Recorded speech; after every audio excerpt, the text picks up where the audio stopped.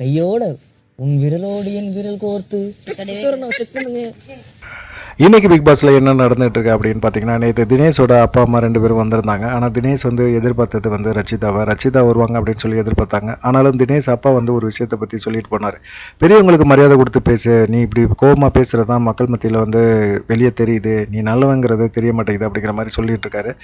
விசித்ரானால தான், விசித்ராவுக்கும் எனக்கும் அடிக்கடி சண்டை வரனால தான் அதை எங்கள் அப்பா வந்து சொல்லிட்டு போறாரு அப்படிங்கிற மாதிரி தினேஷ் வந்து சொல்லிக்கிட்டு இருக்காரு. இந்த மாதிரி சமயத்தில் பூர்ணிமா வந்து விஷ்ணுவோட அக்கா தங்கச்சி எல்லாமே வந்து முறைச்சதை பற்றி பயங்கரமாக வந்து டிஸ்கஸ் பண்ணிகிட்டு இருக்காங்க. என்ன இப்படி முறைக்கிறாங்க, நம்மளை வச்சு ஏதோ செய்ய போகிறாங்க போல இருக்குது அப்படிங்கிற மாதிரி அவங்க யோசிச்சுட்டு இருக்காங்க.